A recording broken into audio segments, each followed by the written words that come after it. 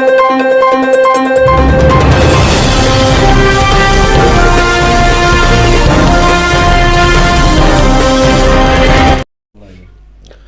आज जो हमारा डायल 112 की डेली की एक्टिविटी रिपोर्ट होती है, उसके एग्जामिनेशन के दौरान कुछ तथ्य संदेहजनक हमारे नॉलेज में आए थे, जिसके संबंध में मैंने पहले डीएसपी साहिब जो भवन है उनको यहाँ भेजा था। फिर मैं खुद भी हालात को संदेहजनक पा के थाने में आया था। इस संबंध में ये हालात हैं कि रात को करीब 12:52 पर एक लाइन पार के निवासी ने डायल 112 पे कॉल की थी कि उसके घर में उसके चाचा का बेटा अपने एक साथी के साथ में रात देर को आया है, करीब 12 बजे, और वो कुछ संदिग्ध हालत में है। तो और उसके पास उसने बताया कि ये जहाँ जिस मकान मालिक के पास रहता है दिल्ली में, वो नोएडा में, वहाँ से कुछ चोरी करके लेके आए हैं और उस चोरी का सामान और चोरी के सामान के साथ में ये घर पे मौजूद हैं और पुलिस मौके पे पुलिस की हेल्प की रिक्वायर्ड है। ये इन्फॉर्मेशन प्रिलिमिनरी गई थी। इस संबंध में हमारी जो इमरजेंसी रिस्पांस व्हीकल गया था मौके पे, उसमें 3 जो पुलिस के जवान थे वो मौके पे पहुँचे और ये जो जिसने हमें इन्फॉर्मेशन दी थी उससे मिले और मौके पे जब देखा तो मौके पे कुछ हालात संदिग्ध मिलने पर दोनों बंदे जो थे उनको पुलिस ने काबू किया। और जब उनके पास से सामग्री को देखा, उनके पास जो बैग्स थे, 3 छोटे छोटे बैग थे और एक बड़ा बैग था।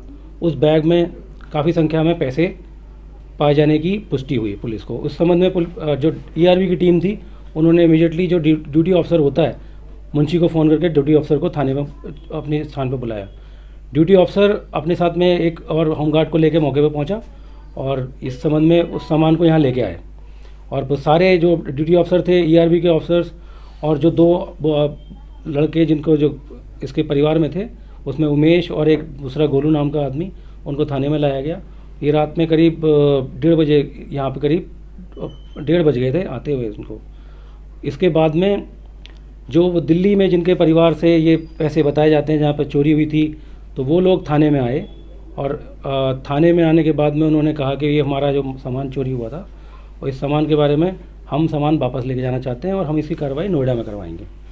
तो उनके जो बैग से नकदी थी, जब उसकी इस टाइम पे चेकिंग वगैरह उन्होंने कही और फिर इसने जो कंप्लेनेंट है राजकुमार, उसने खुद भी बताया कि पहले वो 2 करोड़ रुपए की बात कर रहे थे, मगर बाद में पता चला कि जाते समय उन्होंने कुछ पैसे कम बताए और 1.5 करोड़ रुपये की बात करी।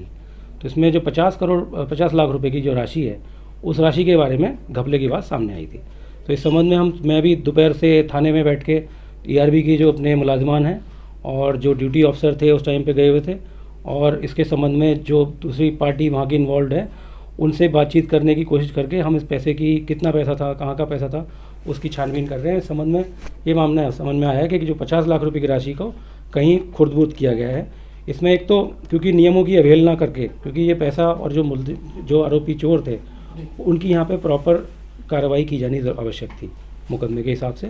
तो इसमें एक तो प्रक्रिया की अवहेलना हुई है, तो उस प्रक्रिया की अवहेलना के संबंध में जो थाना इंचार्ज हैं यहाँ पे एसएचओ अशोक दहिया, उनके खिलाफ हमने कार्रवाई कर रहे हैं। उनको हम सस्पेंशन के मैं आदेश कर रहा हूँ अभी, और इसके अलावा मुकदमा हम दर्ज कर रहे हैं इसमें संबंधित सेक्शन में और तफ्तीश स्टार्ट कर रहे हैं अभी इसी हालात। मुकदमा किन दर्ज है?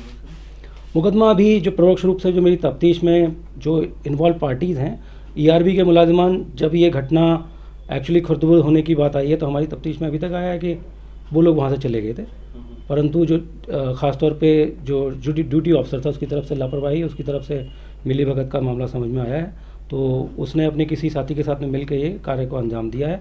हम उसमें अभी कार्रवाई कर रहे हैं और जो संबंधित लोग हैं उनको रातों रात गिरफ्तार किया जाएगा और मामले को बरामद की, उसके जो पैसा है उसको भी रिकवरी की जाएगी। क्या सर 50 लाख पूरे ही खुर्द-बुर्द है या कुछ उसमें अभी उसमें बात उसकी रिकवरी की, जब रिकवरी होगी पुलिस तफ्तीश करेगी, उसमें एग्जैक्टली राशि कितनी है उसको गिनी जाएगी, नंबरी नोट का पूरा डिटेल लिखी जाएगी, तो उस एग्जैक्ट राशि का पता अभी ड्यू कोर्स में पता चलेगा। सर एफआईआर दर्ज हो चुकी है या अभी होगी? हम अभी इसमें इसकी प्रक्रिया, बस एफआईआर दर्ज होने वाली है, एफआईआर दर्ज हो चुकी है, कंप्यूटर में चलाई जा रही है। अच्छा, तो किस पर दर्ज हुई सर एफआईआर में? अभी ये तफ्तीश का मामला है, हम आपको डिस्क्लोज नहीं करेंगे, कल तक आपको ज़्यादा स्थिति, कल बेहतर स्थिति में बता पाएंगे। संदेह के घेरे में सब आपके थाने के या कुछ बाहर के भी इसमें मिल सकते हैं आपके साथ? इसमें जो पुलिस की टीम्स इन्वॉल्व हैं, जैसे ईआरबी की टीम है, उसमें उसका ड्यू डिलीजेंस है, उन्होंने मौके पे आए भी हैं, इन्फॉर्म भी किया है, गए हुए हैं, तो उनकी तरफ से अभी तक कोई मेरे हिसाब से संदेह के घेरे में नहीं है। बट जो जेडीओ और थाने का स्टाफ है उस वक्त उन्होंने कुछ नियमों की अवहेलना की हुई है जो नहीं होना चाहिए था, उसके बारे में हम कार्रवाई संज्ञान में लेकर कर रहे हैं। सर ड्यूटी ऑफिसर की नेग्लिजेंसी है। मेरे हिसाब से नेग्लिजेंस के अलावा उसका क्रिमिनल लायबिलिटी बनती है और उसमें वो एक्टिव रूप से इन्वॉल्व है। ये इन्वेस्टिगेशन का पार्ट है, हम आपको अभी रिवील नहीं करेंगे। और इसके संबंध में जो पैसे की इतनी बड़ी मात्रा के संबंध में हम इनकम टैक्स को और इन्फोर्समेंट डायरेक्टर को दोनों को चिट्ठी लिखेंगे इस संबंध में रिकवरी का वक्त, तो ताकि ये मामला सबकी नॉलेज में ला सके और इसकी गहराई तक जा सके। इस बारे में ये सबकी नॉलेज में लाया जाएगा। इस संबंध में उच्च अधिकारियों को भी हमने ब्रीफ कर दिया गया और बहुत जो जायज़ कार्रवाई है, जो भी इसमें संलिप्त होंगे और एक्टिवली इन्वॉल्व होंगे, सबके खिलाफ कार्रवाई होगी। तो 2 करोड़ भी वापस मंगवाए गए हैं या है, क्योंकि अभी बताया जा रहा था कि जितने पैसे चले गए हैं उनको भी ड्यू कोर्स में हम लोग रिकवरी करके इसमें साथ में दिखाने की कोशिश करेंगे। FIR एक ही होगी सर, क्योंकि एक तो चोरी की होगी सर। क्योंकि देखिए original incident it started from Noida. हाँ जी जी। तो नोएडा पुलिस ने क्या कार्रवाई करी है इसके बारे में, वहाँ पे कंप्लेंट दी गई है नहीं दी गई है, इसके बारे में अभी क्लियर नहीं हूँ मैं। बट हमारे जहाँ तक हमारे थाना क्षेत्र के संबंध में, हमारे क्षेत्र में जितनी गतिविधियाँ हुई हैं उस गतिविधि के संबंध में हम मुकदमा दर्ज करेंगे। SHO का भी मामला दर्ज होगा सर। मतलब सर आप उस पैसे के मामले में FIR दर्ज करेंगे? FIR दर्ज करेंगे और बाकायदा जो इनकम टैक्स अथॉरिटी है, ADF की अथॉरिटी है, उसको लिखेंगे इस बारे में। सर SHO में भी मामला दर्ज होगा या उनके नेगलेक्ट? क्योंकि परोक्ष रूप से मुझे क्योंकि उनकी नॉलेज में बात आ गई थी, तो जो केस प्रॉपर्टी है वो जो दोनों आरोपी इनके घर पे मिले थे, वो इनको ऐसे छोड़ा नहीं जाने देना चाहिए था। उनकी बाकायदा प्रोसेसिंग होती किसी मुकदमे के संबंध में, उनको ऐसे जाने नहीं देना चाहिए था। ये नियमों की अवहेलना हुई है। ये पंजाब पुलिस रूल्स और पुलिस के रूल्स हैं, कंडक्ट ऑपरेशनल रूल्स हैं, उसके हिसाब से ये गलत है सर। जिस प्रकार से है, बट जो हमारा रिव्यू प्रोसेस है, हम डायल 112 की कॉल्स को डेली रिव्यू करते हैं कि कितनी कॉल आई, किसी की कॉल आई और उस पर क्या कार्रवाई हुई है।